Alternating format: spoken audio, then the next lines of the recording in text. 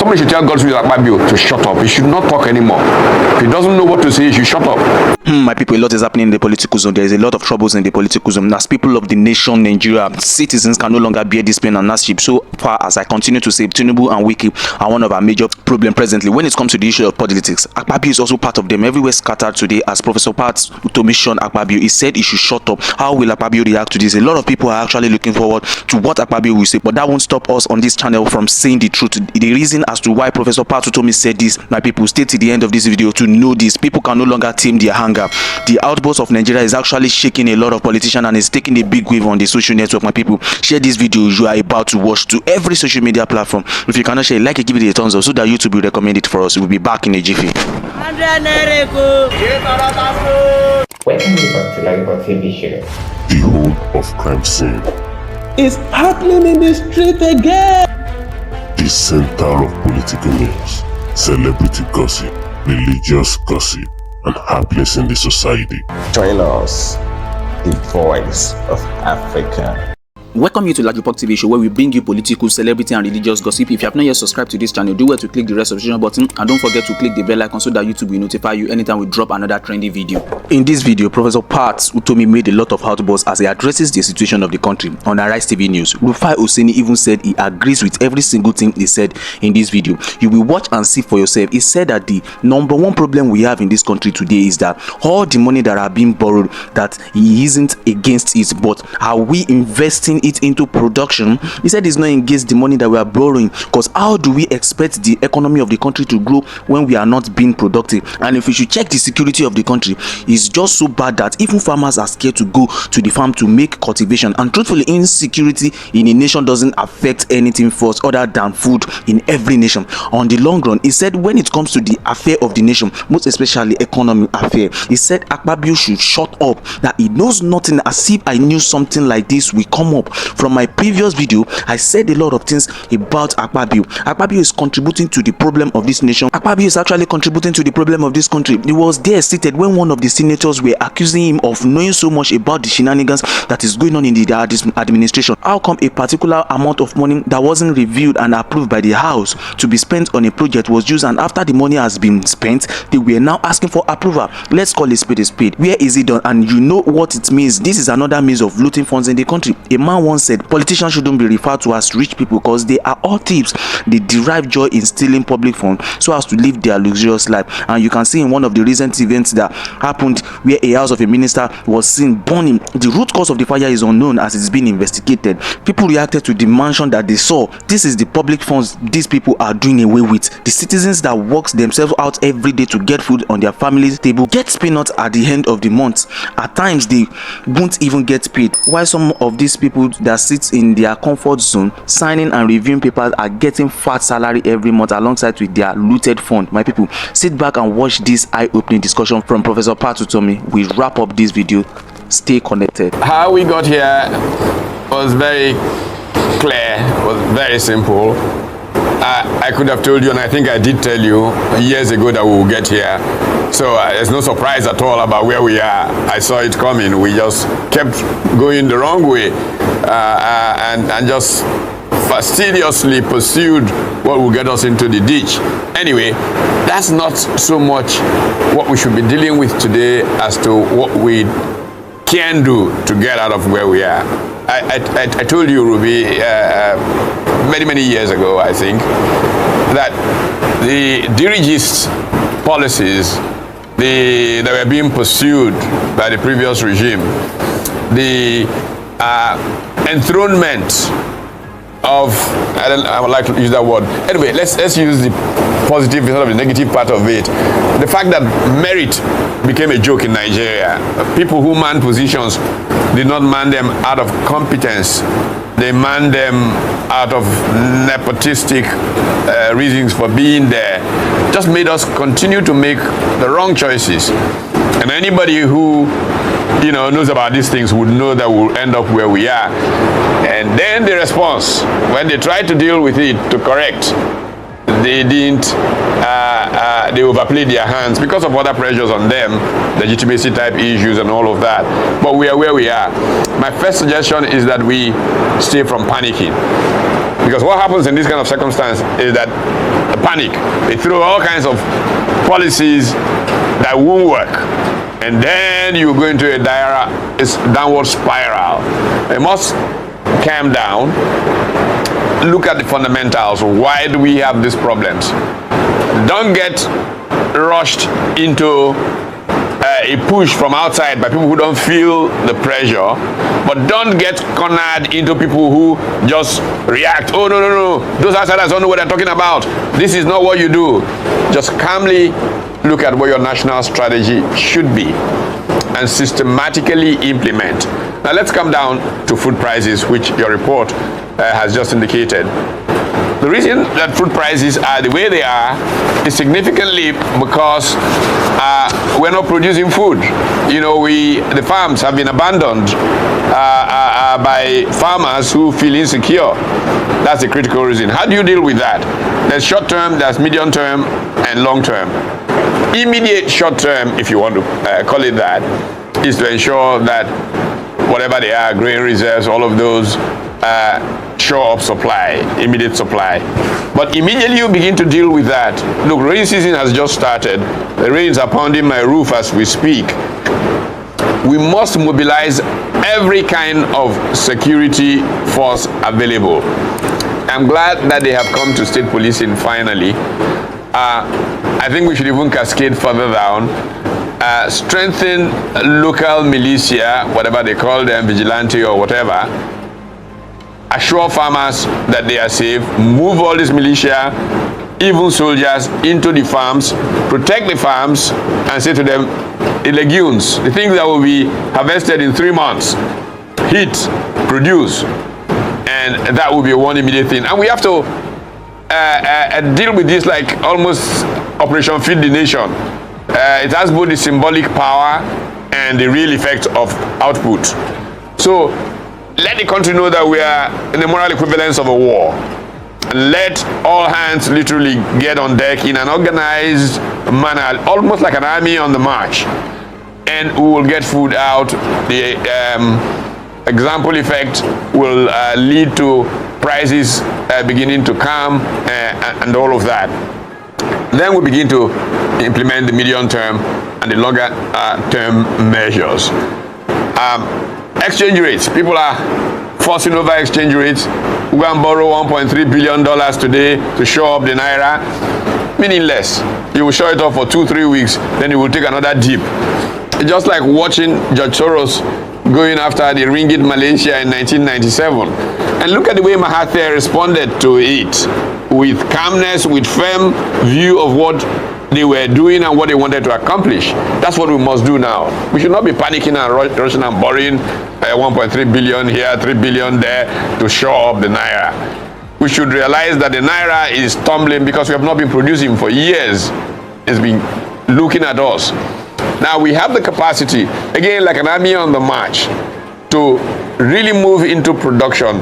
But we have to have a strategy. Take our factor endowments. Okay, this part of the country is strong here in terms of its endowments. That part of the country is strong there. And literally organize, you know. I mean, again, let me keep using this metaphor of an army. Organize with, you know, industry clusters for young people moving there, the incentives, and try and take on specific value chains. Use limited industrial policy. Clearly, I am not suggesting what some people are rushing into, return to import substitution type, general tariff protection. Those don't work. You will create permanent infant industries. You must take our latent comparative advantage on particular value chains and really aim to dominate those value chains, beginning from the education of people around there. You know, my favorite example, and I'm sure you've heard this several times, if you move into the Niger, the North Central, sesame seeds growing in the wild, they're using the thing to make soup. Now, very deliberately, primary education in their curriculum, how do you improve the yield in sesame seed production. In just about every product, Nigeria's yield per hectare is a very small fraction of that of Egypt, of South Africa, of other African countries. What are the reasons why our output is so poor and so low? We intervene through massive education. Take young people, put them in apprenticeship, literal apprenticeship schemes with backups of entrepreneurship training, and we will see that in a few years, or you will see massive turnaround. I go back to use as example what happened to Nigeria between 1957 and 1960 with industrialization. Look, colonial Nigeria did not industrialize Nigeria at all. I mean, literally, there were, I think, only 2 factories or whatever by 1956 in Nigeria.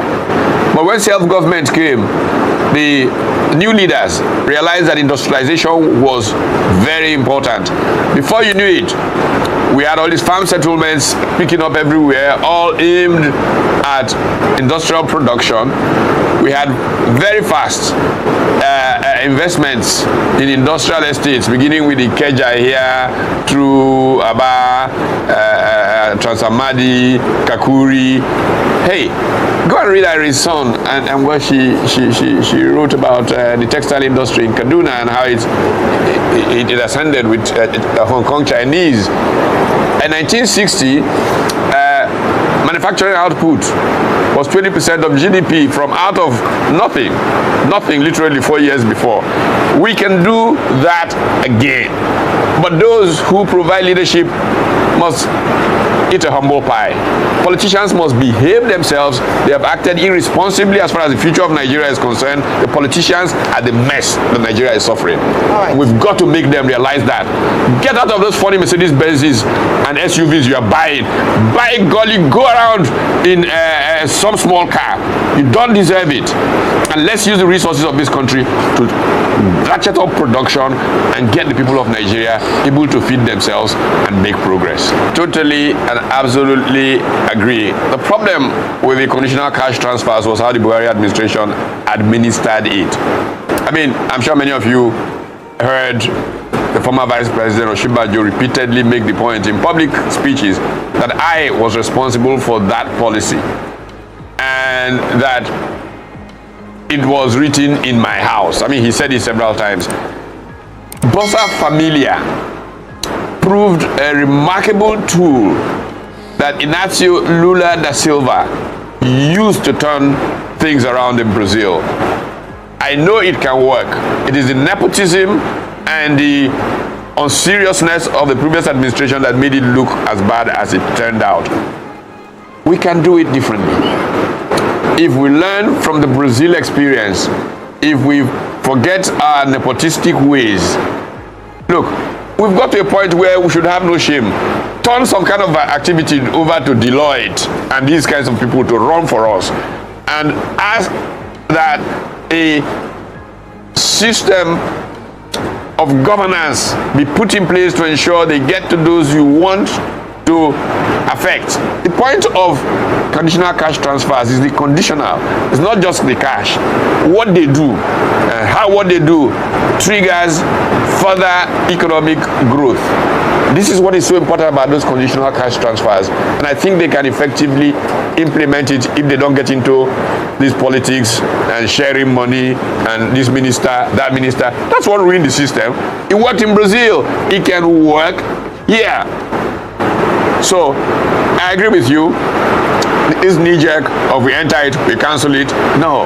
Let's just be honest and work for our people and stand by our people and stand for our people.